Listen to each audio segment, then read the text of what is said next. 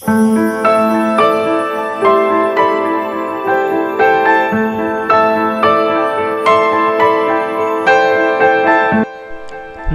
বন্ধুসকল, অসমৰ আকাশে বতাহে এতিয়া আটাইতকৈ চৰ্চিত নামটোৱে হৈছে হিমা দাস।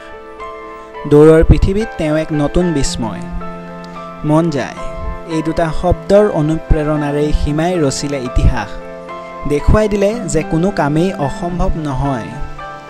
ধিং এক্সপ্ৰেছ নামেৰে জনাজাত হিমাৰ জন্ম হয় 2000 চনৰ 9 জানুৱাৰী তাৰিখে নগাঁও জিলাৰ ধিং চহৰৰ ওচৰৰ কান্দুলিমাৰী গাঁৱত। খেতিয়ক দেউতাক ৰঞ্জিত দাস আৰু মাতৃ জোনালী দাসৰ 6জন সন্তানৰ ভিতৰত হিমা আটাইতকৈ সৰু।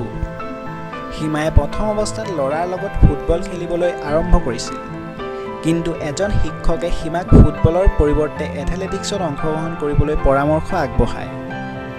ইয়াৰ পিছতে হিমাই এথলেটিক্সত অংশগ্ৰহণ কৰে। তাৰ পিছত খেলুৱৈ তথা প্ৰশিক্ষক নিপন দাসে হিমাৰ প্ৰতিভা প্ৰত্যক্ষ কৰে। হিমাই ইণ্টাৰ ডিষ্ট্ৰিক্ট এথলেটিক্সত অংশগ্ৰহণ কৰে আৰু তাৰ পিছত উন্নত প্ৰশিক্ষণৰ বাবে হিমা গুৱাহাটীলৈ আহে আৰু সৰুসজাই ষ্টেডিয়ামত প্ৰশিক্ষণ ল'বলৈ আৰম্ভ কৰে। হিমাই 2018 চনত ফিনলেণ্ডৰ টেম্পায়াৰত অনুষ্ঠিত ইণ্টাৰনেশ্যনেল এছ'চিয়েশ্যন অৱ এথলেটিক্স ফেডাৰেশ্যনৰ ৱৰ্ল্ড চেম্পিয়নশ্বিপত 400 মিটাৰ দৌৰত সোণৰ পদক অৰ্জন কৰে। অষ্ট্ৰেলিয়াৰ গ'ল্ড পোষ্টত অনুষ্ঠিত হোৱা কমনৱেলথ গেমছত 400 মিটাৰ দৌৰত অংশগ্ৰহণ কৰি তেওঁ ফাইনেল পৰ্যন্ত আগবাঢ়ি 6ষ্ঠ স্থান লাভ কৰে আৰু ৰিলে ৰেচত ভাৰতীয় দলৰ হৈ অংশগ্ৰহণ কৰি তেওঁলোকে 7ম স্থান লাভ কৰে।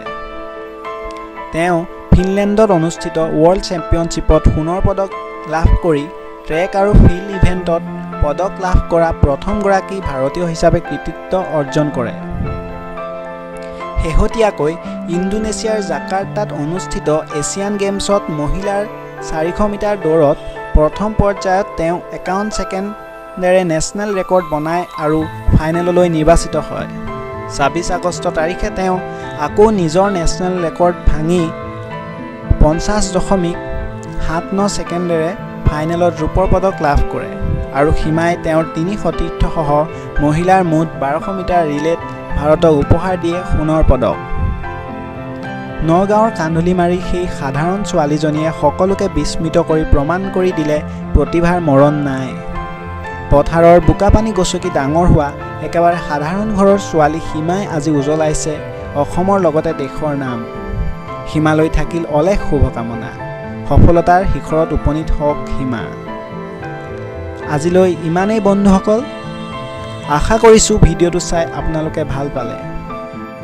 চেনেলটো প্লিজ ছাবস্ক্ৰাইব কৰি দিব আৰু কাষতে থকা বেল আইকনটো টিপি দিব। ধন্যবাদ।